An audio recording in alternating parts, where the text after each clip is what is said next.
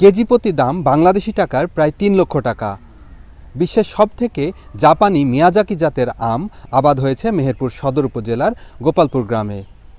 Cancer, diabetes সহ বিভিন্ন রোগের ঔষধি গুণসম্পন্ন এই আমটি আবাদ করেছেন মেহেরপুর শহরের মির্জা গালিব উজ্জ্বল। 10 কাঠা জমিতে 75টি গাছ লাগিয়েছেন তিনি। ইতিমধ্যে ফল ধরেছে। কেন, কিভাবে এই আমের আবাদ করলেন তিনি, জানবো তার কাছ থেকে। আমরা যখন এই আমটা শুরু করি, এটা তো প্রচলিত ধারার বাইরে। আমার এক আন্টি ছিল, বেনু আন্টি ছিল জাপানে, ওনার মুখে গল্প শুনছিলাম এই মিয়াজাকি আমের। এটা মহা ঔষধিগুণ সম্পন্ন আম। তখন উদ্বুদ্ধ হয়ে আমি ইউটিউবে বিভিন্ন মাধ্যমে এই আমের উপরে একটা রিসার্চ চালাই ছোটোখাটো। তারপরে আমি উদ্বুদ্ধ হই ধীরে। এই গত 2 বছর আগে নাটোরে যাই আমের চারার উদ্দেশ্যে, কৃষিবিদ নার্সারিতে। ওখানে ওনার সঙ্গেও আরও বেশি ডিটেলসটা জানতে পারি। উনি ডক্টরেট করেছেন কৃষির উপরে। তো ওখান থেকেই আরও বেশি তথ্য নিয়ে আমার কাছে মনে হয়েছে আমটা আমাদের জরুরি দরকার। মানুষের স্বাস্থ্যের কথা ভেবে, মানুষের কথা ভেবে, মানুষের জন্য আমাদের প্রথম স্টেজে এই 10 কাঠা জমিতে আমরা 77টি গাছ রোপণ করি। রোপণ শেষে 75টি গাছ আমাদের এই 2 বছরে টিকে আছে। এবছর আমরা সব গাছ থেকে আম নিই, কিছু গাছে আম নিয়েছি।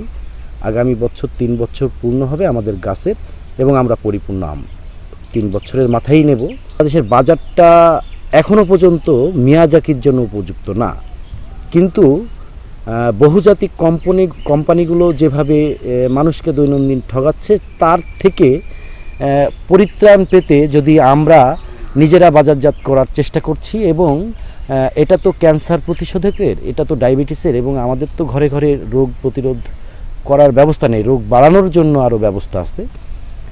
যতটুকু ন্যাচারালি উপায়ে একটা মানুষের স্বাস্থ্যের কথা ভেবে যদি এই আমটা আমরা জনগণের মাঝে পৌঁছাতে পারি, আমরা সেই চেষ্টা করছি। সম্পূর্ণ বিষমুক্ত এবং রাসায়নিক মুক্তভাবে এই আম গাছগুলো আবাদ করছেন উজ্জ্বল। গেল 2 বছর ধরে এই আম গাছগুলোকে টিকাতে কোনো ধরনের পরিচর্যার ত্রুটি রাখেননি তিনি। শুধুমাত্র ব্যবসায়িক উদ্দেশ্য নয়, দেশের মানুষকে এই নতুন জাতের আমটি উপহার দিতে চান তিনি, ছড়িয়ে দিতে চান জনগণের মাঝে। স্থানীয়রা বলছে এই ধরনের আম ইতিপূর্বে দেখেননি তারা। যদি লাভবান হওয়া যায় এবং গাছ টিকে যায়, তবে ভবিষ্যতে এই আম আবাদ করতে আগ্রহ দেখাচ্ছে এলাকাবাসী। এই আমের চারা যারা এসছে, এরকম সুন্দর আম সাইজ আমরা দেখি নাই কোনোদিন, কোনোবার দেখি নাই, এবার প্রথম দেখতেছি আমের যে কালার, যে কিরকম ডিজাইন। বড় বড় গাছে আম আমরা দেখছি, ফজলি, হিমসাগর, বোম্বাই।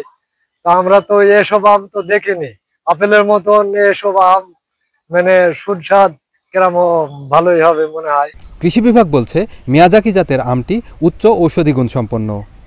কোনো চাষি যদি মিয়াজাকি জাতের আম আবাদ করতে চান, তবে তাদেরকে সহযোগিতা করা হবে। সুন্দর কালার, আকারে বড়, খেতেও ভালো আর কি।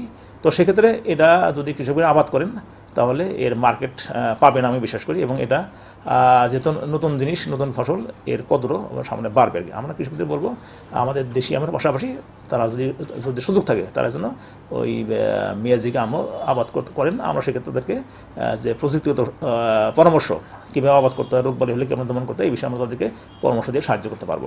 যদিও কৃষি বিভাগের কাছে তেমন কোনো দাবি নেই এই বাগানির, তবুও আগামী বছর বাজারজাত করতে সকলের সহযোগিতা চেয়েছেন তিনি।